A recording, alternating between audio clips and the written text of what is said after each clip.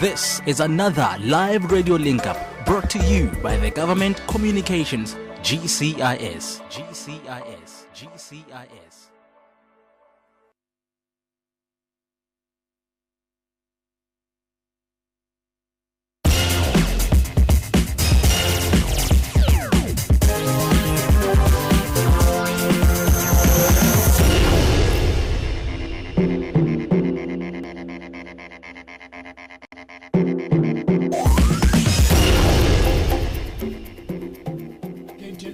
In the special broadcast brought to you by Government Communications, that will be GCIS in collaboration with the South African Police Service.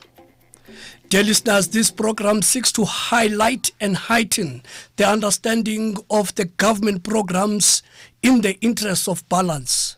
From time to time, we will have people that are called opinion makers who would like us to believe they definitely understand what the government is all about. And people will run with this narrative. The question is, if you want to know something about the South African Police Services, why don't you ask the Minister of the South African Police Services? If you want to know about the operations of the SAPS, why don't you discuss and engage the General, the National Commissioner of the South African Police Services? If you want to know the state of affairs of this country, South Africa, why don't you ask the ministers responsible or entrusted with the responsibility to do just that? You would want to listen to opinion makers, would want to interpret and tell you what they believe the general wanted to say. Talking about the general, tonight in our studio, we have the pleasure to welcome our General Kehla Sitole, who's going to dissect the crime stats that we've just heard, articulated or tabled by the Minister of Police, General Bekitele. Welcome, General. Thank you very much. General, we have about 55 minutes to convince South Africans that we've got this. Perhaps to kick the ball rolling, General, I would like to paint a picture, General. Allow me to paint a picture. I'm sure eventually this picture I'm trying to paint will assist us to conceptualize the entire business of today. General, each and every country has what is called cultural goals.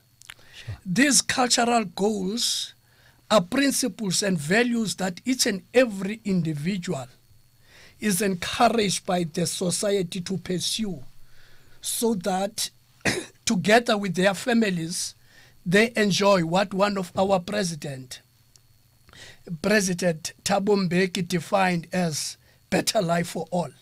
So all these individuals are pursuing that cultural goals. And the society defines prescribed means of achieving these goals.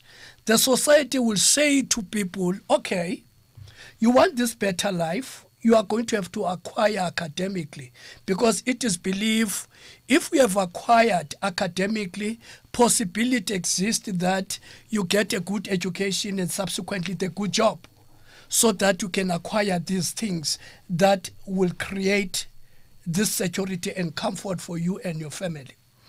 And then you will have other members of the society general. Even in South Africa we have. They will embrace the cultural goals, but not necessarily the prescribed means. Instead of acquiring the education and working hard to acquire this better life, they will opt, for instance, to rob a bank.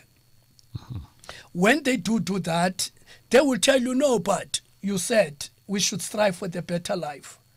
I would rather rob the bank. But there are so many options. You get inheritance. In the case of South Africa General, we even have a lotto. We have so many millionaires in South Africa as a result of lotto. So people who say, no, I'm not going to play lotto, I'm not going to work hard, and I'm not going to acquire, I'm going to rob a bank so that I have this money. So General, we hope today we will be able to channel South Africans to know that there are certain things that one is not allowed to do. Talking about the crime stats general. And maybe let me ask you a very, very simple question to kick the ball running. What is the significance of the crime stats? Yeah, thank you very much. Firstly, let me talk about the significance of the crime stats at public level. The crime stats are there to inform the public about the factors that may be disruptive towards social stability,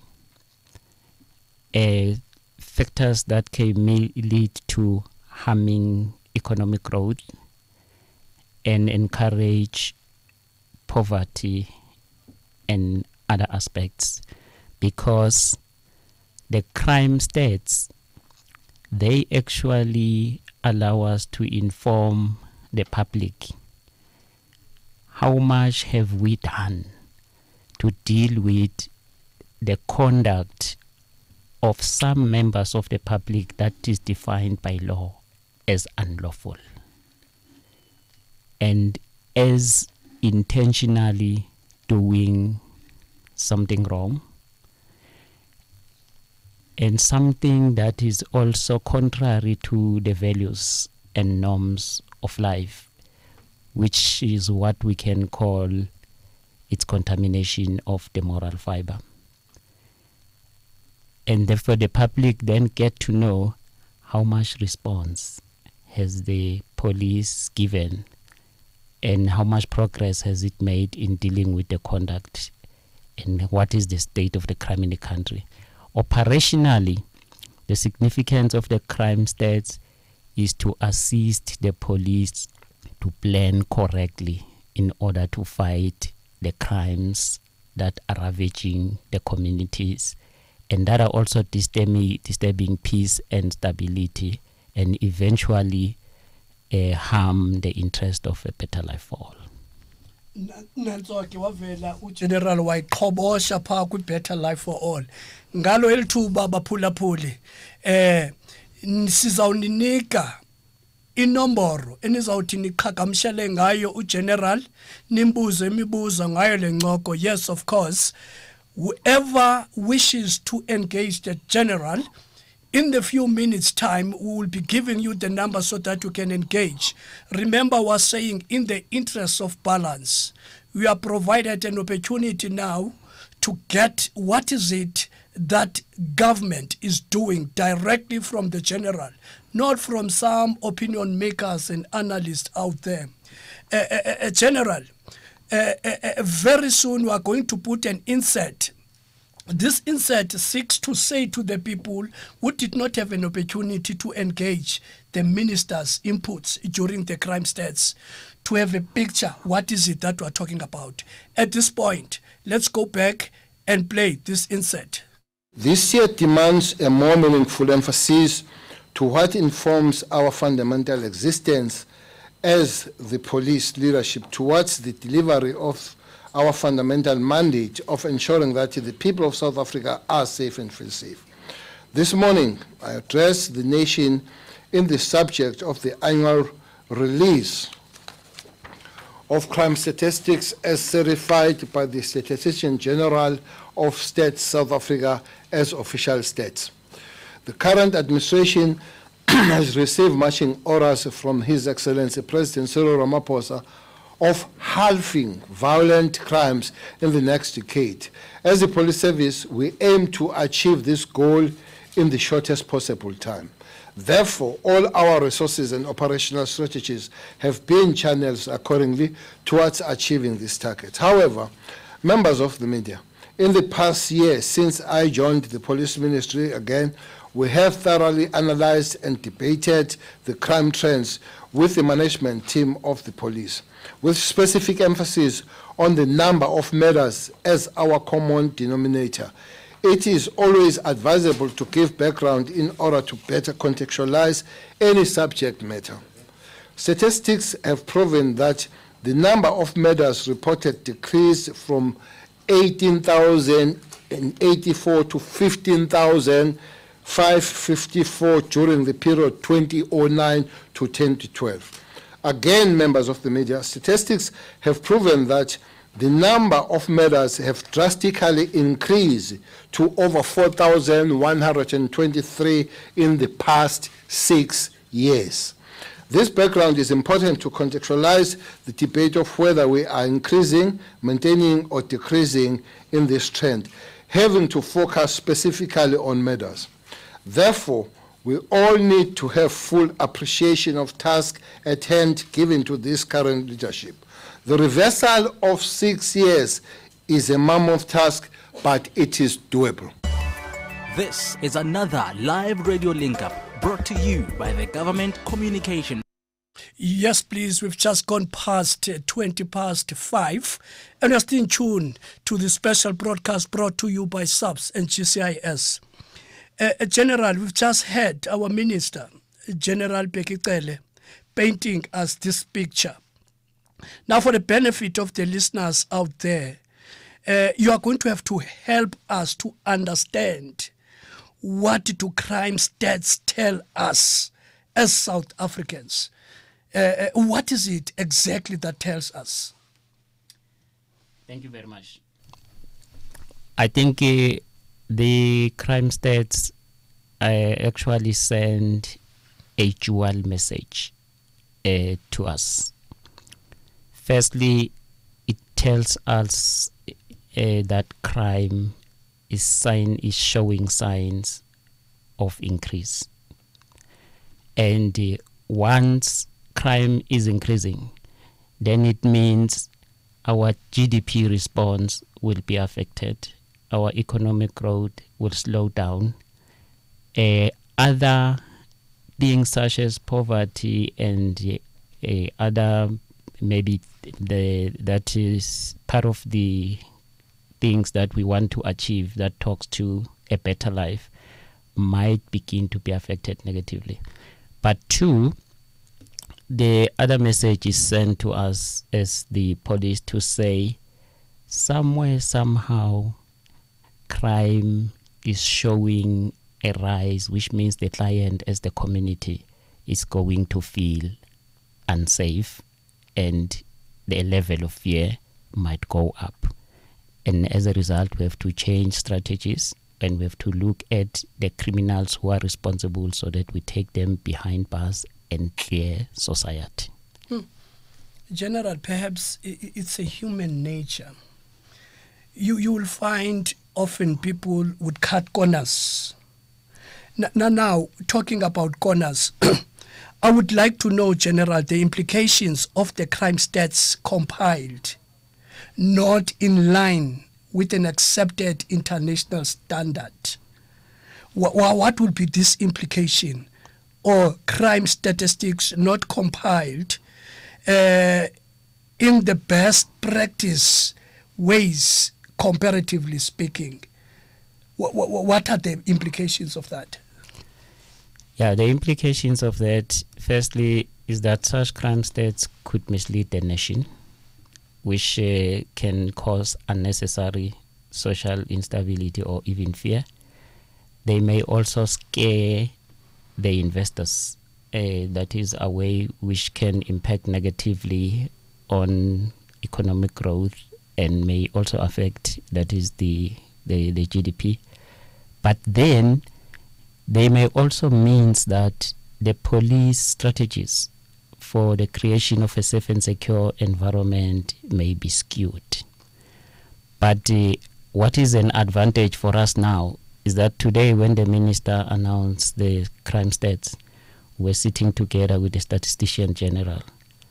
And our crime stats, they have now been verified by the statistician general and been signed off as official crime stats.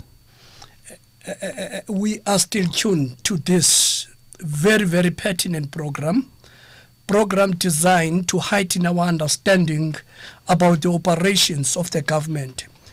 I'm sitting here with the National Commissioner, General Kehla Sitole. General, we've promised the listeners that they are going to be offered or extended an opportunity to engage you. And our listeners, or these listeners, General, they are from across the country. Some of them might want to ask you or engage you in Afrikaans, in isiZulu, in Xhosa. We encourage them to do that. And we do this through our toll-free number. They will call and we'll call them back because we understand they might not have the money. Let me give them the number, General. The number is 0800 142 446. Karabo is so nervous looking at me right now, General. He thinks I'm going to mess up the number. Let me prove to Karabo that I know this number. The number is 0800 142 446. You listeners out there, you can call, engage the General. General will respond. At this point, General, we often talk about crime rate, and everybody talks about crime rate. It's like it's a fashionable phrase. And I do not understand if people understand this concept. Please, General, assist us. When we talk of crime rate, how do we define this concept? Okay, the crime rate from a layman practical understanding will talk to the levels of crime and based on the specific categories of crimes. And the crimes that we are currently measuring are the 17 community-related crimes. And the crime rate will also speak to a specific area. Like, for instance, we would talk about the total crime rate in the country, the crime rate in a province, the crime rate in a station, but we'll also talk about the crime rate at a particular hotspot. Then it means we're talking to the levels of crime. Then that is what the crime rate will be meaning. I'm extremely educated now, General, regarding this concept. At this point, before we take our callers, maybe we need to dive once again to the second segment by the Minister so that we broaden the scope. Here is the segment. Fellow South Africans, during my budget vote presentation on the 11th July this year, I made several pronouncements of how we intend to turn around the police, including the introduction of units that were disbanded and some units under-resourced in the past 6 years. Capacitating specialized units, detectives, hawks, and crime intelligence was also announced. Part of the pronouncement was the establishment of the Ministerial Advisory Council. This is aimed at bringing knowledge and expertise from subject experts in policing together with former generals of the police that made a positive impact during the tenure. Consultation in this regard have commenced. Last week, Friday, we had a fruitful meeting with the Institute for Security Studies in this regard. I'm intended to meet other relevant stakeholders in the sector, like Corruption Watch, that we have an outstanding date already, Social Justice Coalition, and academic fraternity, and all people that are willing and are available to make a positive contribution to the reduction of crime. The joint intergovernmental approach to the fight against crime will also yield positive results going forward, because fighting crime is everybody's responsibility. Brought to you by the Government Communications, GCIS. Yes, we still continue with our program. We're talking statistics, crime stats in South Africa.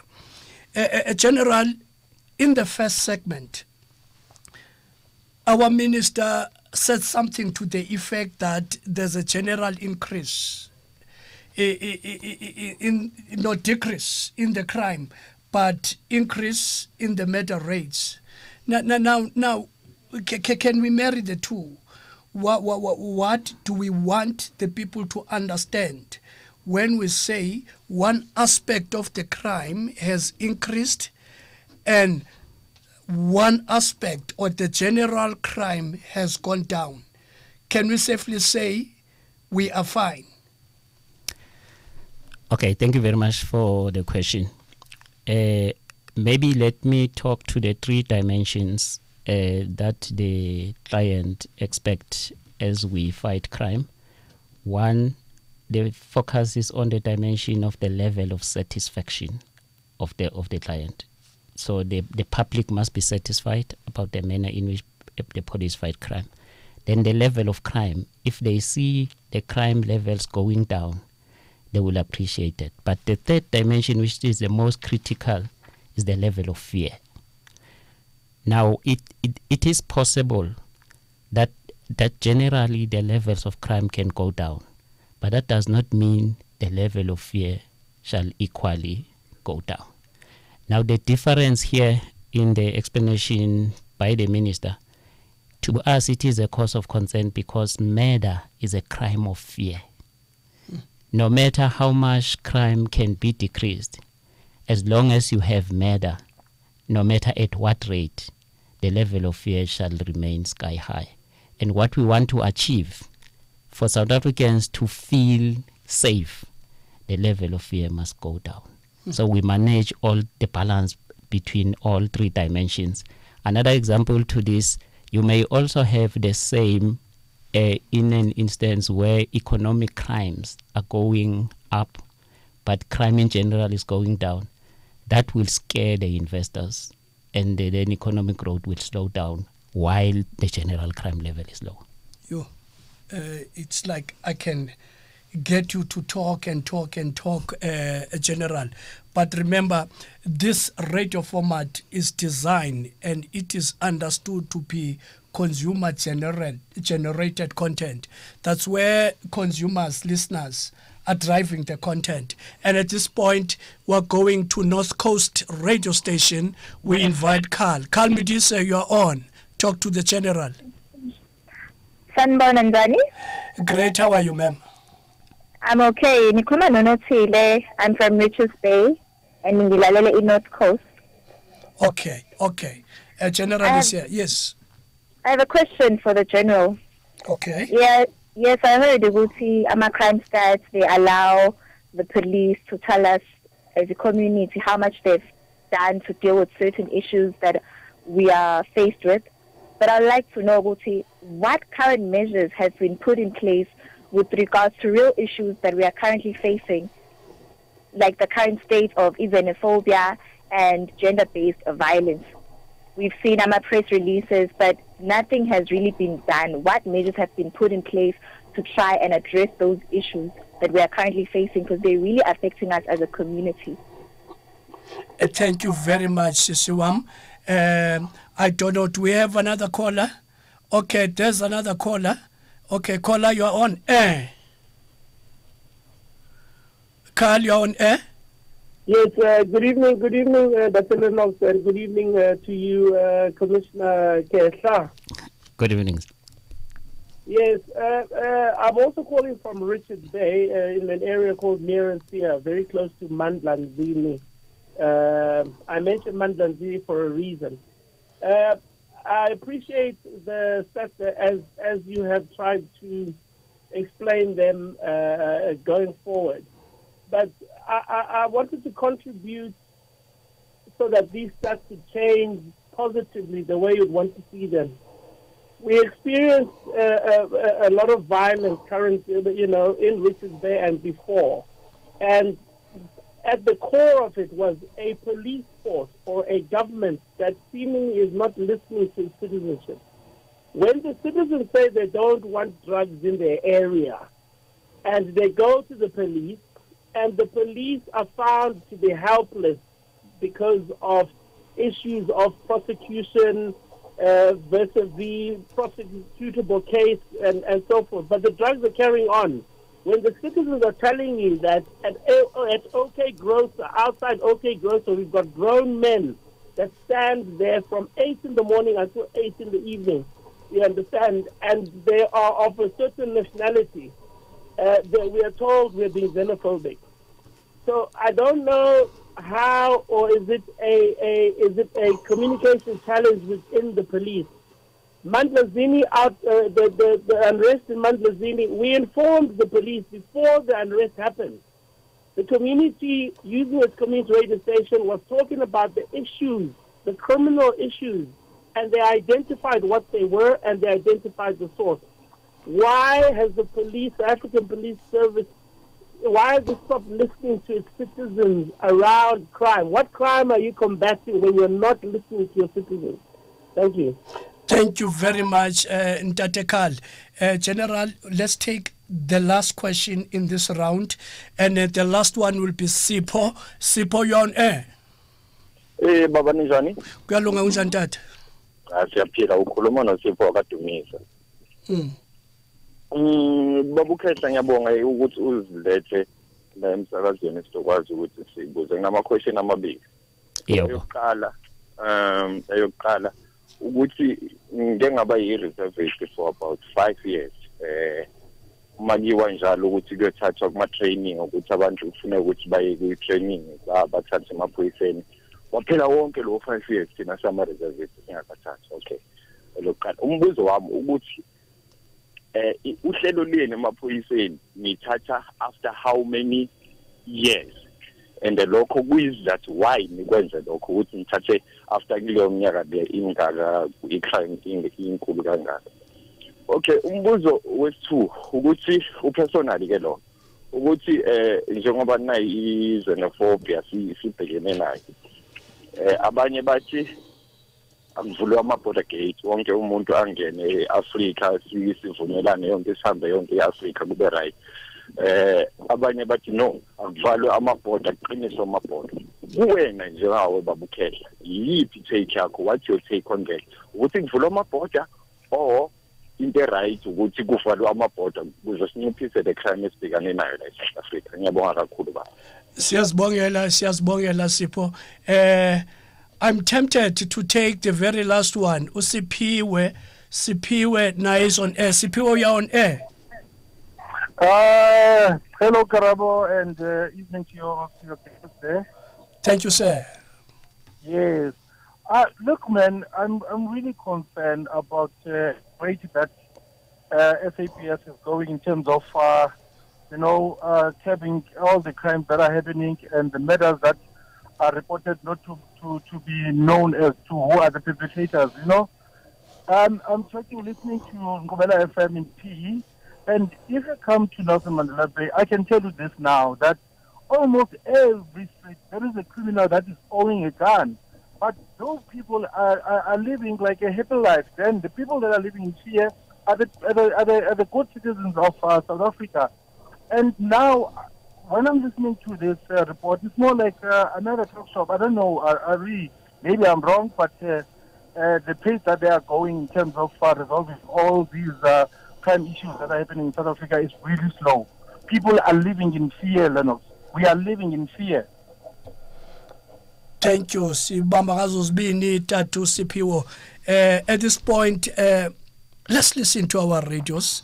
Let the general try and go through your questions. General, difficult questions. No, thank you very much. I think the first thing I must appreciate is the fact that difficult the questions as they may be, but the public is also contributing inputs. The first question on the measures. I think firstly, let me talk to xenophobia and criminality. That as the South African Police Service, we focus on criminality. Whether you are a foreigner in South Africa, whether you are a South African, if you commit crime, you're a criminal, we arrest you and we charge you. We can know later which nationality you are. And I would like to encourage the public and make a call that we should not associate criminality and fighting crime with xenophobia. Criminals must be arrested and must go to jail. The part of the measures that we have put in place currently in terms of the turnaround vision of the South African Police Service, we are on stabilization and normalization of crime. The part of the stabilization interventions, the top crimes that we're talking about is murder, and the other concerning crime is gender-based violence. All other crimes, they are serious and they are also treated with the same priority. But top of the agenda, these are the two. Firstly, we are reinstating specialized units. One example I can mention is murder and robbery unit to focus specifically on addressing murder. Such work study investigations have already approved. And there's quite a lot of specialization approach that we'll be following with dedication. On gender-based violence, we've reviewed the anti-rape strategy, and we have now come up with a sexual and gender-based violence strategy. And part of the measures that we're putting in place, we're looking at some of the things that worry the community. The communities, like for instance, bail. They will see the person who has actually perpetrated against them and then going out. We're strengthening measures, working together with prosecution and the justice as well as the whole cluster to make sure that these measures will include parole. But most important, I have also announced the cold case strategy last year when I was on ENCA. We are now also going to look at all the cold cases, and then we bring them forward, and then we review them. We make sure that those criminals who once perpetrated against our communities, then they are brought through the criminal justice system and processed. Then under normalization, we are strengthening partnership, community mobilization. There's concepts, one of them that I can share is the traditional policing concept, where we're mobilizing all traditional leaders across the country. We've created a platform in policing for them to work together with the police and play a role. We also have a spiritual crime prevention concept where we've mobilized the spiritual leaders. I was actually meeting with the bishops across the country 3 weeks ago, and we're bringing them on board to assist us and play a role. Then we also have a youth crime prevention strategy that we'll be launching late this month. And this particular strategy is intended to mobilize youth across the country, because they are the ones who are the perpetrators, but they are also the bigger population in jail, and we want to involve them as part and parcel of this strategy. And this particular strategy actually was initiated by us in South Africa, and it won an international award. It's in the international best practice system as we speak. All the countries in the world are looking at it. Then between ourselves and the prosecution, we have got an integrated plan that we worked on so that we complement each other. We don't want to blame each other.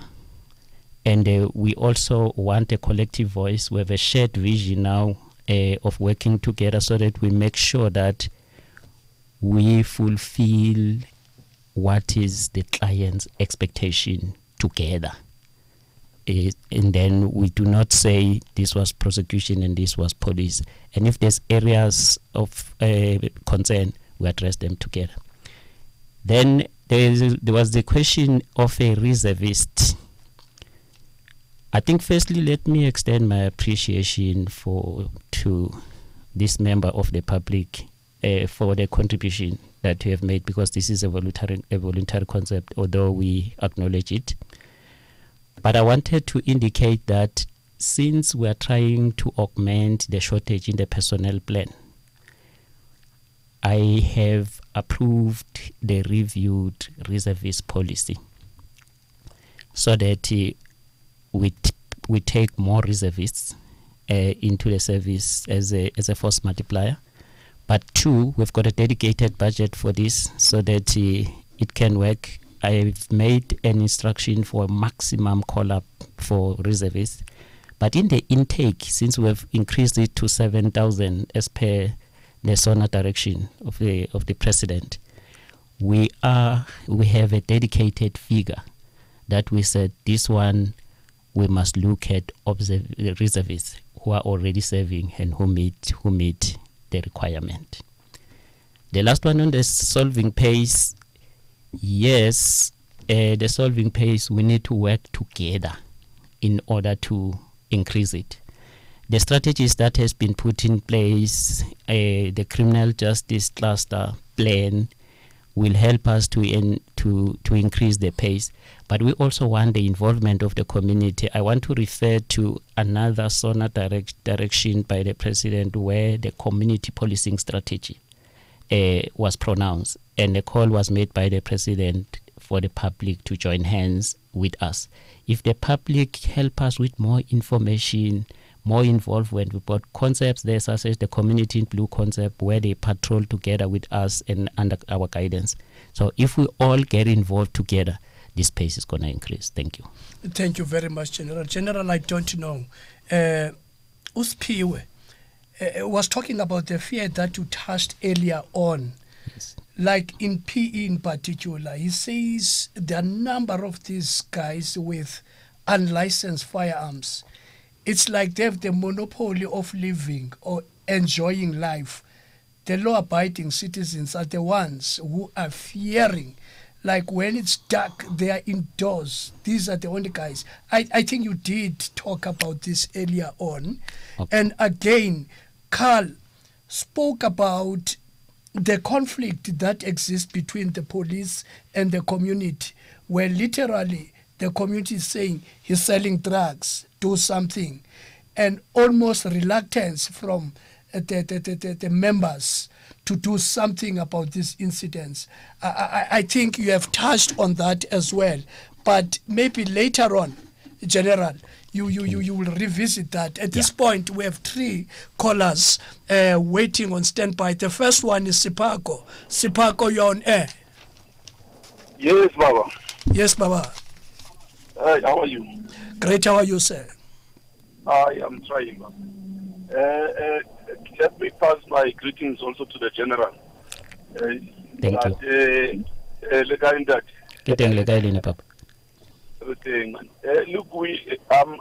heard the statistics today about crime in the country.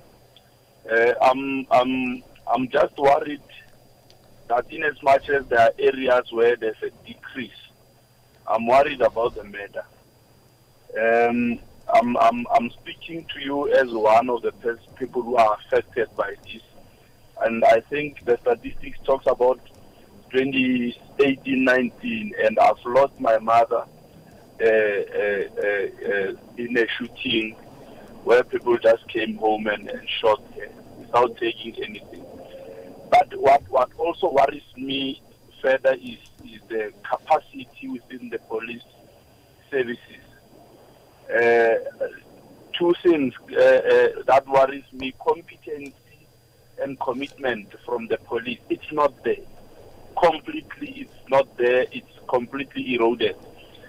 Because on my side, we fortunately 2 months later, somebody just came to inform us what happened in the murder. We provided the information to the police. But look, it's a very simple case that they should have closed by now. But there's no commitment. The competency also is not there. But also even your systems are not really empowering police. I mean, there's something called 205 that the police had to do. That thing is just, it even confused the very same police, because it was not assisting them in climbing these criminals. But overall, all I'm saying is that yes, we hear the statistics, but the capacity within the police department or police services, it leaves very much to be desired. Hence, people will just continue to murder others because they know that not much will happen after that to get them arrested. So those are some of the things that worries me a lot in this with these statistics. That statistics alone, without necessarily having capacity to really keeping crime, it does not even assist us. Tata Sipeka, thank you very much. You see, it's callers or calls like this where at times we suggest that we might like to have your number. Maybe I sense dissatisfaction to a certain extent. General is nodding. We've got your number. I'm sure you will get a call after this program to try and explain the sense of this unhappiness in terms of the work that has been done. But the general is going to respond. At this point, let's go to Muletsi and talk to Kwena. Kwena, you're on air. Hello. Hello, me. Legal. Umunati ujwang. Ragan. You can engage the general, ma'am. Okay. Nna ke kwena ke theletse moletsi community media ke le ka mo Limpopo province. Nna pitse ya ka be ke gopela go tshia general gore re ka dira eng go fokotsa bosenyi bo bolong gona ka mo Afrika Borwa. Oh, is that the only question, ma'am? Yes. Thank you very much. Straight to the point. I think we've got another caller. That is the third one on this cycle. Okay. Utabile General. Usipako, it's like it's time for you to address him. Okay, thank you very much. Firstly, let me start by extending my condolences for the mother. I think it's a painful situation. I think I've also lost my mother very long, so it's a very painful situation. I'm very sorry about it. Let me first talk to the competency and capacity. The first thing that I would like to indicate is, yes, let me start by acknowledging and say it has also come to our attention that we needed to increase the capacity and competency. And one of the decisions that we have taken, I think we are now in a process of putting an academy, detective academy, in order to increase the capacity of the police and their competence in the investigation. And this detective academy is likely to start functioning in the next financial year. Then we are also reviewing our basic training. I've issued the directives so that we include the new modus operandi trends in the training of the police, because what happens when the criminals change the modus operandi, the training get outdated, and our members their solving rate of cases will then slow down. But in this case, when we review the training and development, we also accept the inputs by the communities. They are welcome, and their inputs will be taken into training and development research, and it will help us to review the curriculums. But in this case specifically, I think I would like us to deal with it further with Ubabu Speko. Would like to get his number. Thank you, because it is cases of this nature that made us to take a decision to even design the cold case strategy and other interventions so that we solve it within a very short space of time. Thank you. Thank you, General. General, you see, programs like this, you know that they were successful. Yes. Because you look back and say, so many people were assisted. I get the sense that all these people that have called and engaged you now, they are in a better position than they were before this hour. And certainly, Utata Lo Usipako is even going to get a bonus by trying to say to Utatu Sipeko, look, what are the areas? Where do you think we did not satisfy you? And I'm sure when we do this program tomorrow, we'll be telling the South Africans, this is what we have done in addressing Utatu Sipeko's concerns. Yes. And on social media, we've got a note that says, General, we should do more programs of this nature because they are indeed helpful. At this point, General, time flies when we are enjoying. We've got 3 minutes. I'm giving you to ask yourself a question and answer it at the same time. Your parting note, General. Thank you very much. Firstly, let me start by acknowledging and appreciating the inputs by the communities. I would like to say SAPS have a turnaround vision, and central in the turnaround vision is the service charter. The service charter is meant for the client, which is the public, to communicate and define their service specification to SAPS, which means this is how they tell us how they want to be policed. Further to that, it is an obligation of each and every police member to attend to the community. And I equally want to say it is a serious misconduct not to listen to or assist the public. Some of the areas that has been highlighted today, they've actually empowered me. Like, for instance, there was PE highlighted, and some areas I've noted them as hotspots. I'm going to categorize, to prioritize them for stabilization intervention, some of them normalization. We will be there ourselves in person and will engage with the communities. As for Ntate Speko's case, as he was speaking, I made a decision we're going to pull it to the cold case unit.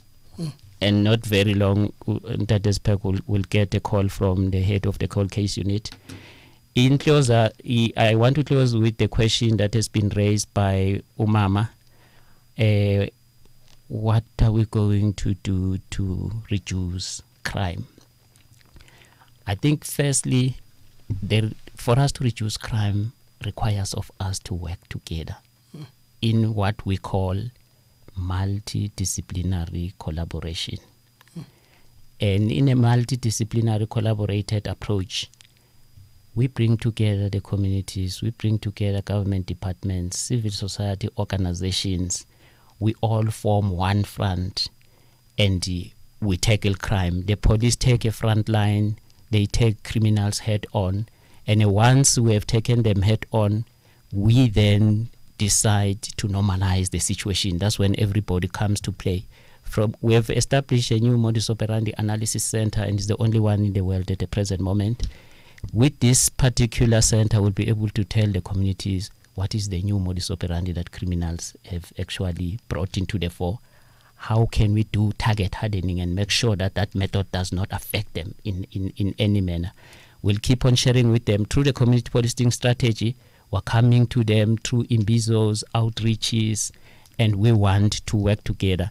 Then in that case, we will be able to reduce crime. And I would like to finally encourage everyone, that is through a quote from one of the famous, that is authors, Helen Keller. I want to say, as South African Police Service will work hard to create the safety of the communities. And Helen Keller said, just when the caterpillar thought the world was over, it became a butterfly. Thank you. On that butterfly note, we've come to the end of our program. Don't change that dial. In less than 5 minutes, we'll be starting with our program, Let's Talk Justice, a program hosted by the Department of Justice and Constitutional Development. Karabo will be your host. Thank you very much, General. Thank you very much.